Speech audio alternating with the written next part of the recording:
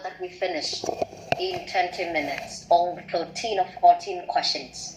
Sometimes we may have more time for part number 1 because they are considered easier questions.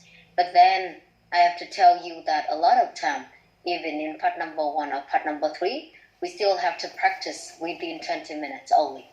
So now let's look at this one. I have given you 20 minutes for 14 questions. And as we look at that before, you have heading matching, you have matching information, and you have multiple choice. But then for now, I think that we're going to check the questions from 6 to 12 first, because they are the one that we need to focus on. And the rest, it means the heading matching and the multiple choice, we'll look at them later, after we finish the matching information, okay? And as I said to you earlier at the very beginning, it is question from 6 to 12, it is the matching. But then in this one, you have the proper names. And usually finding the proper names in the text is easier and quicker for us, rather than we have to find the words or the phrases. And after that, when we find all of the names, we will be able to look at their opinions. And after that, we will match with the information that we have here. So now when I ask any one of you in our class, please tell me what have you chosen, okay, for the question. And then after that, more importantly, please show to your friends where is the clue.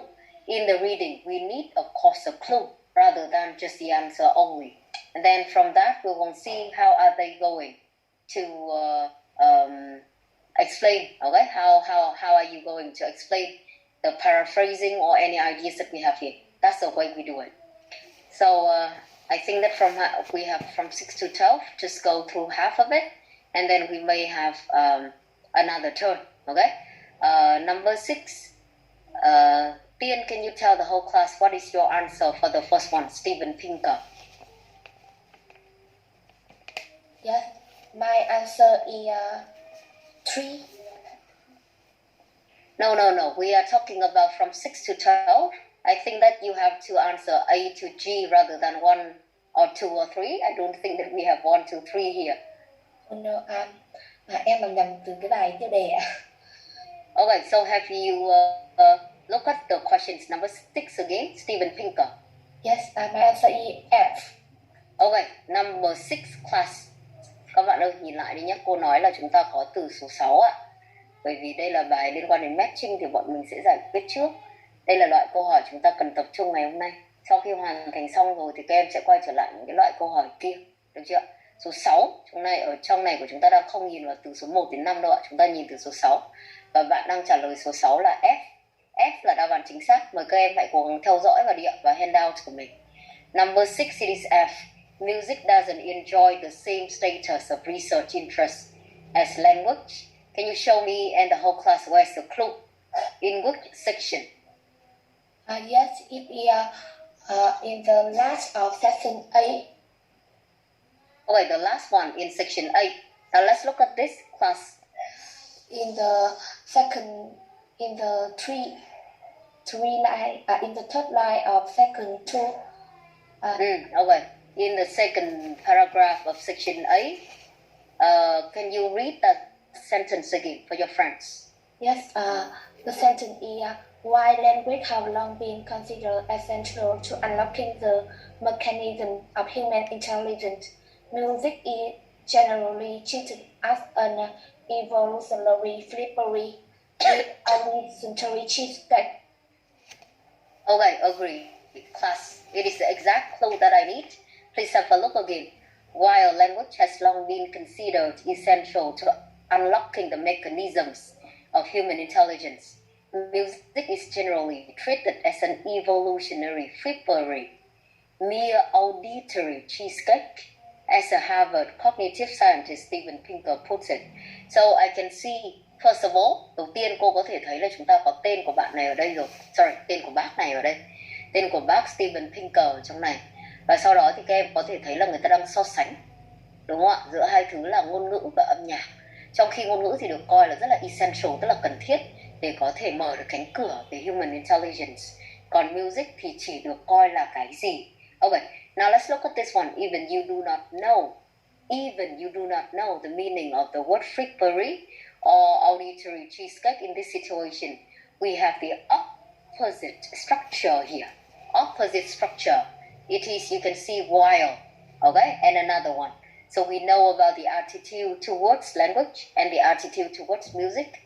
After that, now let's have a look at the word frippery again. If any one of you that you do not know it, you may want to note it down.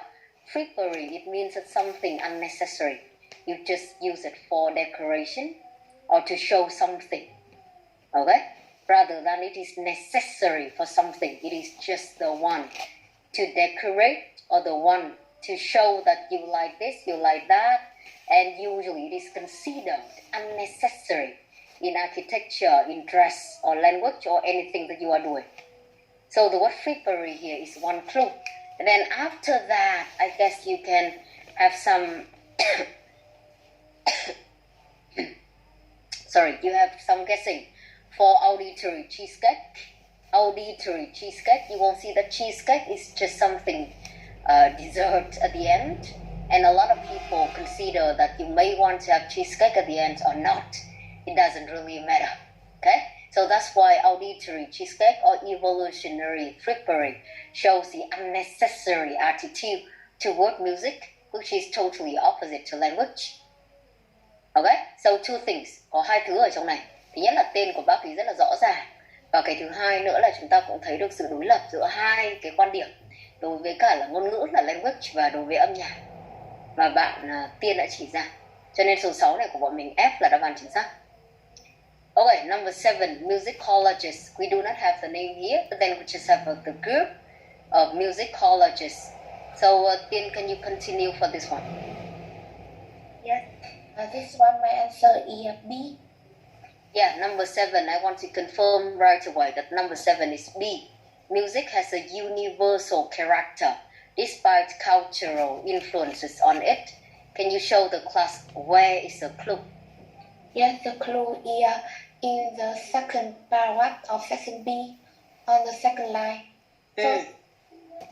First, music colorists have long emphasized that why each culture stamped a special identity onto its music. Music itself has some universal quality. Okay, so class, please look at section B, paragraph 2. It is the way that we have the clue very quickly. Thank you, Tiên. Musicologists have long emphasized that while each culture stamps a special identity onto its music, music itself has some universal qualities. So first of all, again, do not ever forget that I need to find out the clue that includes the name or the group of people. And in this sentence, in this clue, I see clearly musicologist. And then after that, we have two ideas here. The first one is the music, of course, it has influence. The culture, of course, has its own influence on music. But then the music has some universal qualities. It means that for everyone, every culture, rather than we have the different one. Okay?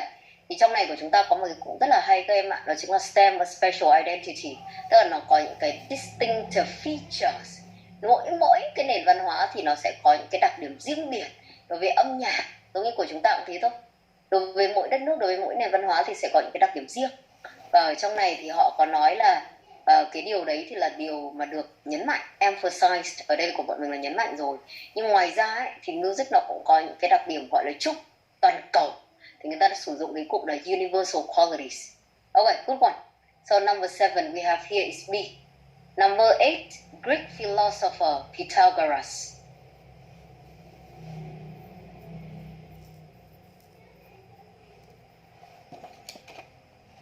Cô ơi cô, em mới đang làm đến câu 8 đấy ạ. Okay, really? It means that you, I think that you have done pretty slowly. Nếu mà 20 phút mà em làm được có 8 câu thì chậm quá em ạ. Nếu mà như thế thì khi đi thi bọn mình sẽ không vượt qua được cái điểm số 5 đâu. Bởi vì lý do thực ra mình đang làm rất là tốt rồi, nhưng mà không có đủ thời gian thì các em chỉ làm được một nửa ấy. Thì em và tất cả các bạn cũng chú ý vào ạ. Thì đã cho thời gian tầm khoảng độ 20 phút rồi mà mình không làm được ít nhất là đến hết câu 12, về phần sau của bọn mình ấy là còn 13, 14 thì còn được. chứ còn mới đến câu 8 thì không ổn đúng không ạ? Anyway, thank you very much because you have done correctly for question number 6 and number 7 already. Now let's move to another one, I think. Just follow what Tiên has just done to us. It means that showing the answer and also about the clue so that the whole class can follow you. So, have you done number 8? Yeah, number 8. I choose E. Yeah, number 8, I want to confirm that E is the correct one. He discovered the mathematical basis of music. And you can see that here we also have the name, right? Can you show the whole class where is the clue that I can find out the name of this philosopher? In the section B, the third paragraph,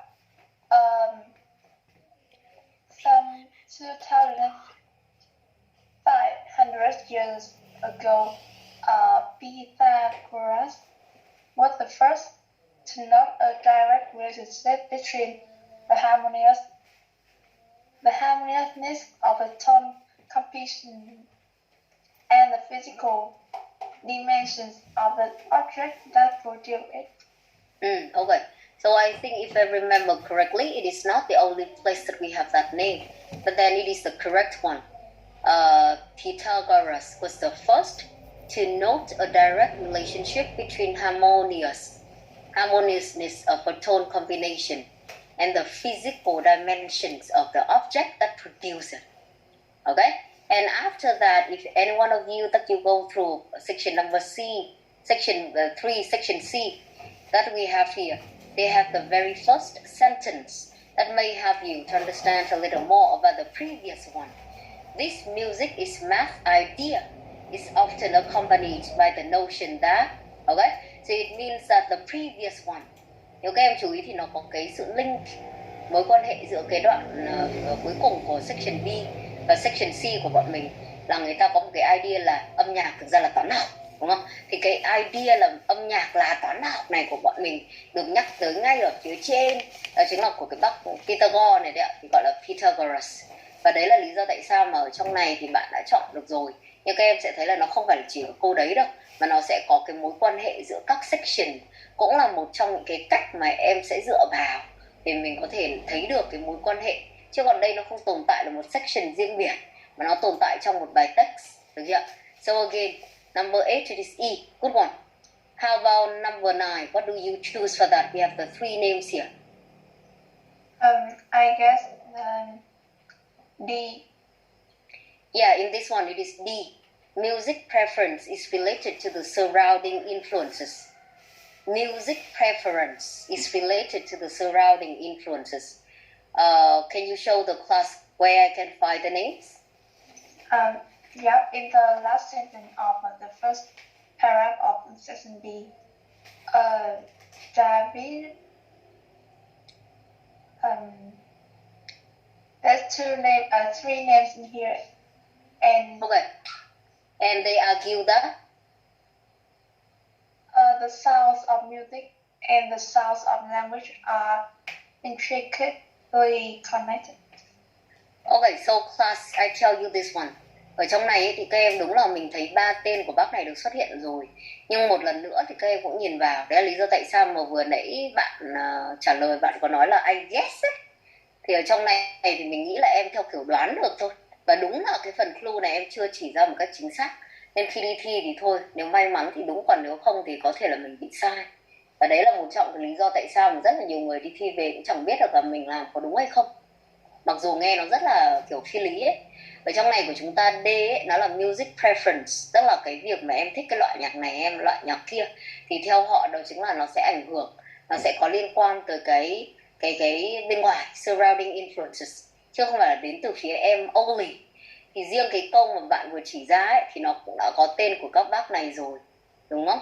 Nhưng nếu mà em đọc cái nội dung thông tin mà chúng ta đang có ở đây thì có vẻ nó không liên quan đến những gì mà bạn này đã chọn. The sounds of music and the sounds of language are intricately connected. Thì đâu có cái keyword của chúng ta là music preference đâu các em. Thế lúc đấy trong lúc chọn thì đúng là đoán thật. Chứ còn trong này nó chả có cái gì cả.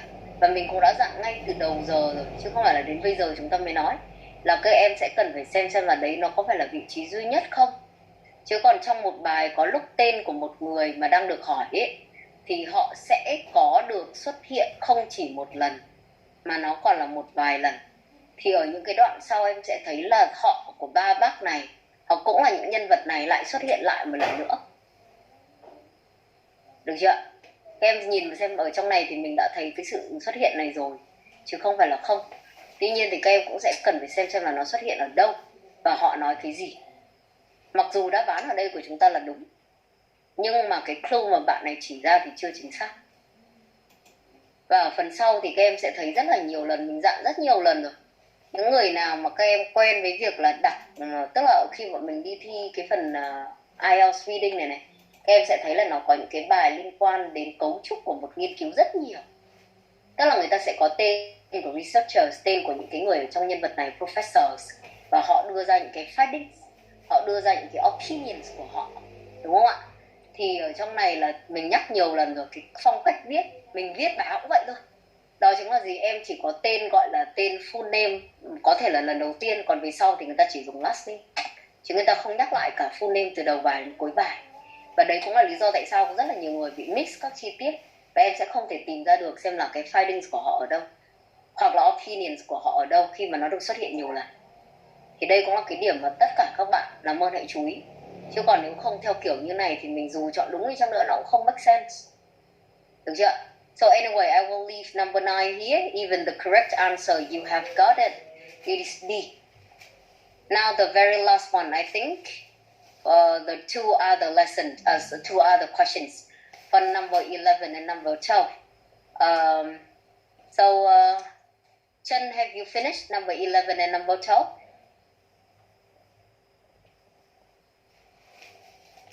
Yes. Number 11. So what do you have for number 11? A. Yeah, number 11, I agree, it is A class. Music exists outside of the world it is created in. Charles Rosen. Can you show the whole class where I can find the clue?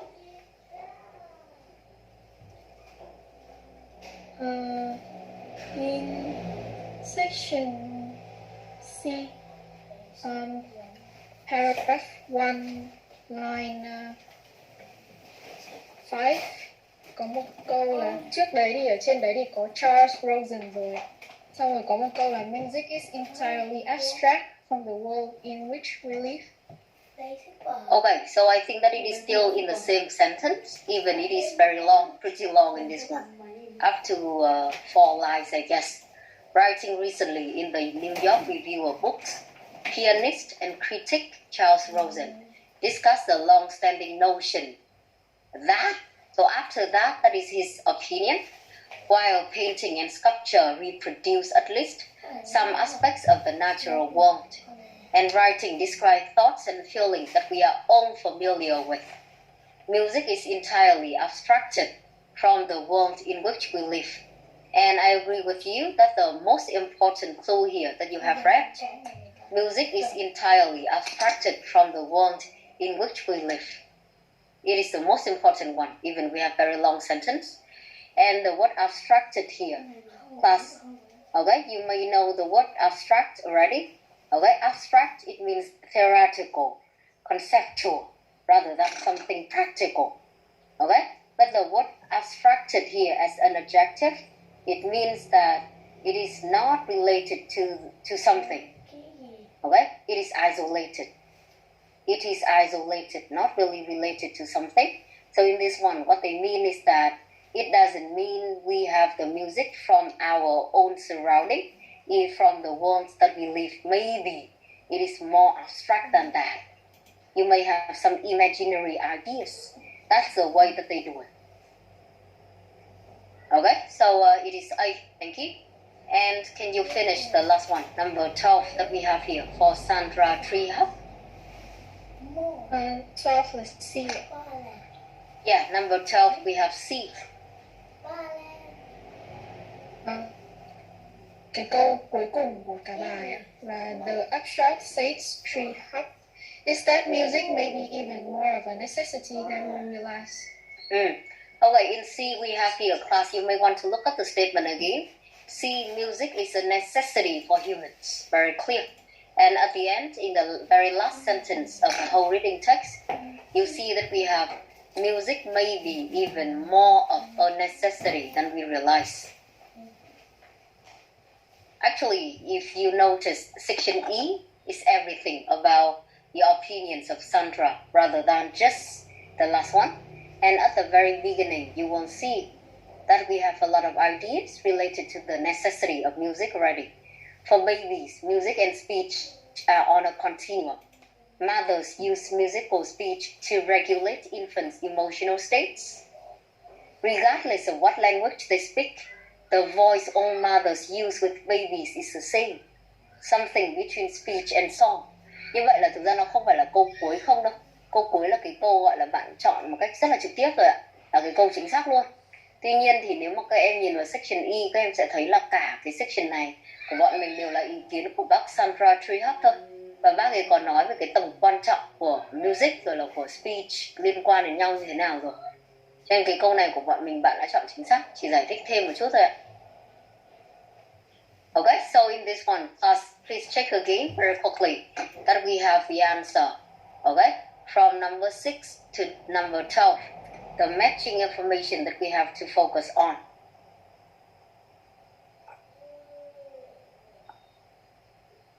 Okay, and this one, it is the very first type of matching. It is not the only one that we have. It is not the only one that we have. And also the heading and matching in this one, even we haven't checked with each other. But then they are a little different compared to the previous one. In the previous one, when you just have the one paragraph or one or two paragraphs only, in this one, for each section, we have more than two. For example, you can see in section 3, section B, section B, we have 3 paragraphs. In section C, we have up to 4 paragraphs here. So it's pretty long. So it could be the one that you have to look at that to understand about the main idea of the longer one, longer section, rather than just a short one. For number 13 and 14, I just want you to have a look at the type of question that we have, the multiple choice. But then for number 13, why was the study of animal music inconclusive? It could be the specific question, the specific detailed question, or it could be the inference one.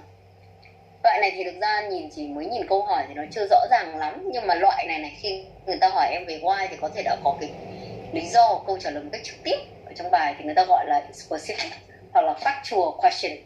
Nhưng mà cũng có thể nó liên quan đến phần inference, khi mà chúng ta không có cái phần trả lời một cách trực tiếp mà lại phải dựa vào các chi tiết khác indirectly. And number 14, what is the main theme of this passage? The main theme. So obviously, this one is the main idea of the whole passage, rather than we just have in one section or two. But then after answering the heading matching, after having the answers for the matching information, I think that this one is, clearer to you. We can identify the main idea or eliminate some of the wrong one.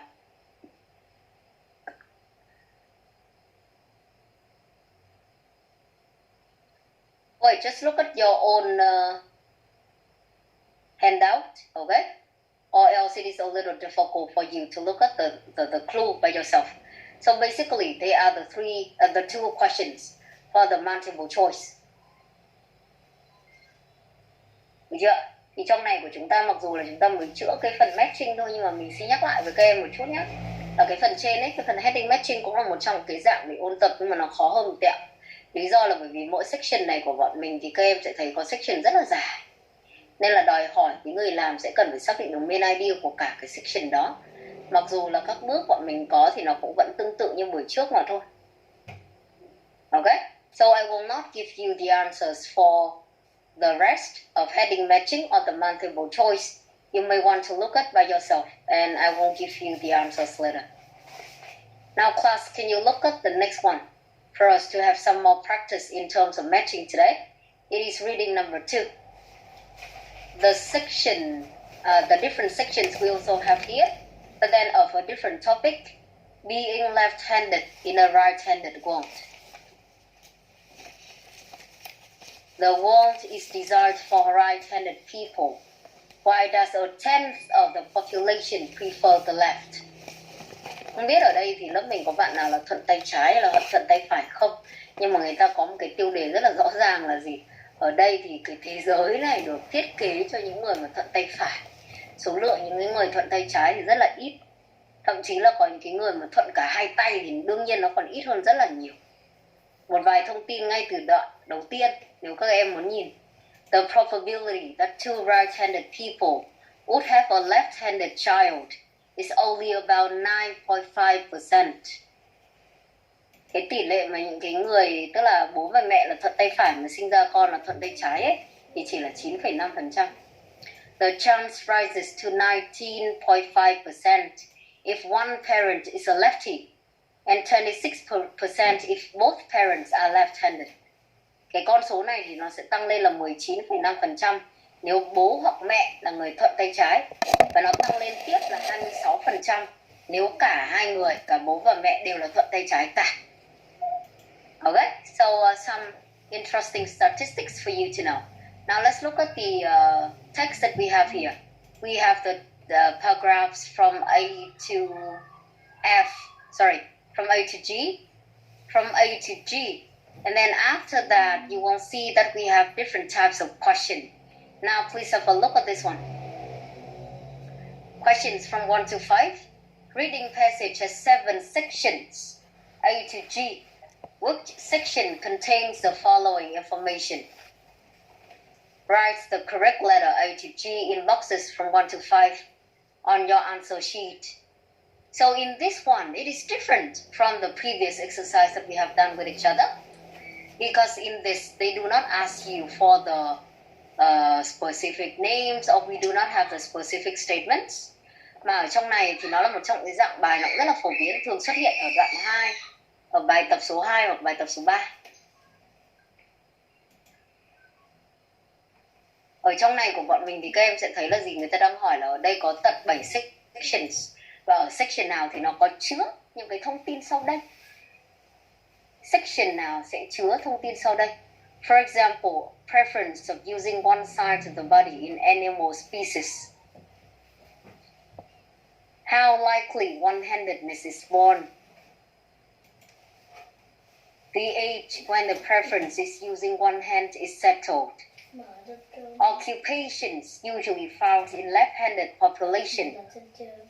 And a reference to an early discovery of each hemisphere's function.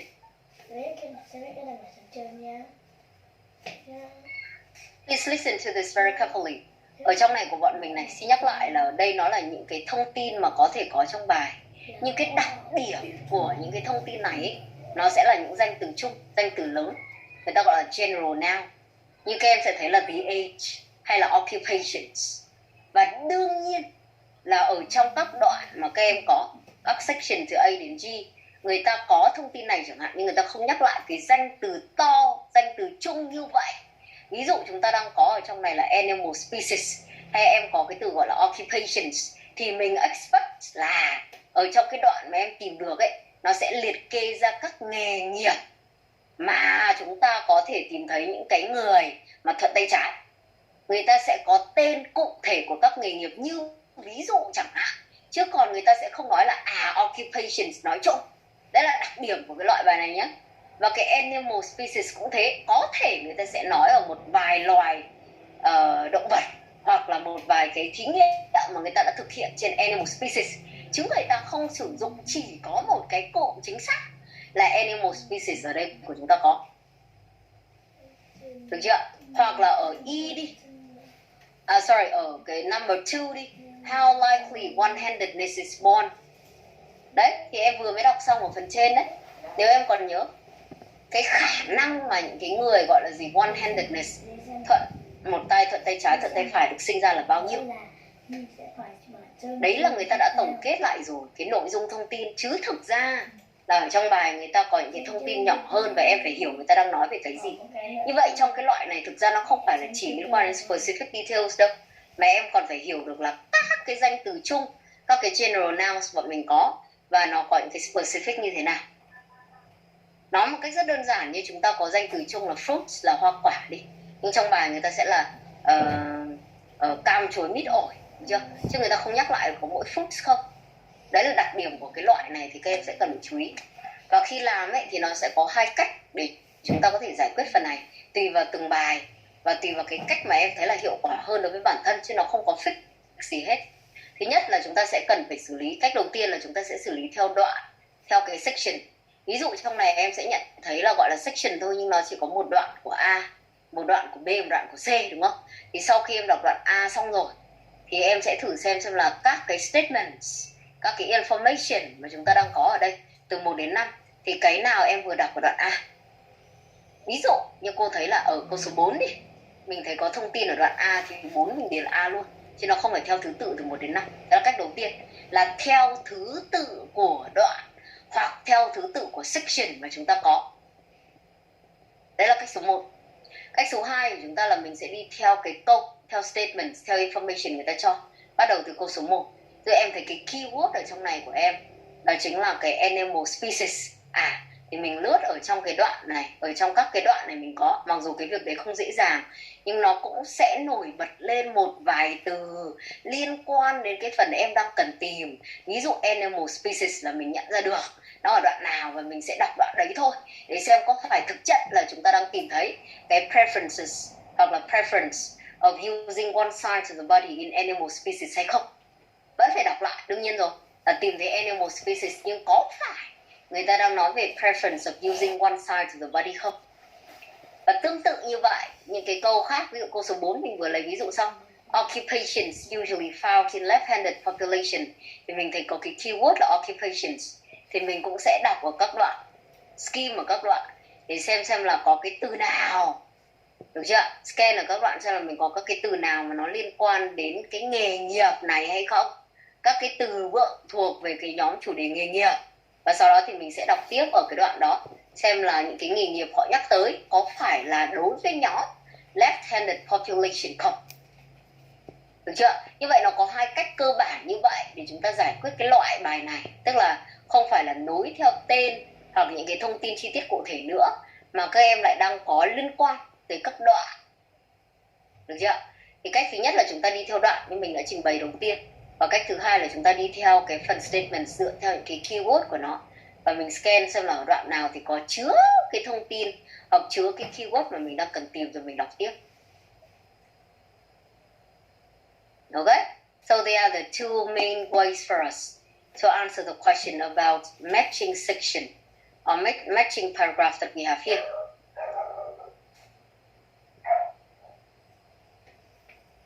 After that, you will see that we have questions from 6 to 9.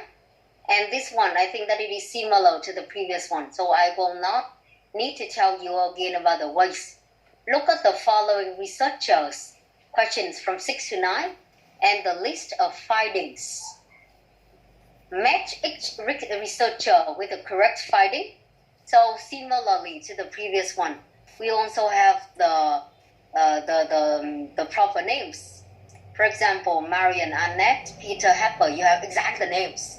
And then after that, we have the list of findings. Đây là tên của các nhà nghiên cứu, đúng không ạ? Researchers mà. Và những cái kết quả nghiên cứu của họ, cái list of findings. Và nó giống như hệt bài trước thì là một cái dạng matching nữa. Là các em sẽ cần phải xem là bác nào đã có cái kết quả nghiên cứu là gì. Okay? And finally, from question number 10 to number 13, you will see that we have the yes, no, not given that we have learned previously. Okay? But then anyway, for this one, I will ask you to do questions from 1 to 9, the rest from 10 to 13, and any text that we haven't finished in class, please complete them at home. Okay? Today I just want to focus on the matching first, and we still have some time for you to show the whole class the clue. So just do the questions from 1 to 9. 1 to 9. Okay? So class spend maximum 15 minutes for this one. 15 minutes maximum. And then after that, we'll check with each other. If you haven't finished in 15 minutes, it's a big deal. So try your best. Okay? And the rest, Just complete the mật home letter.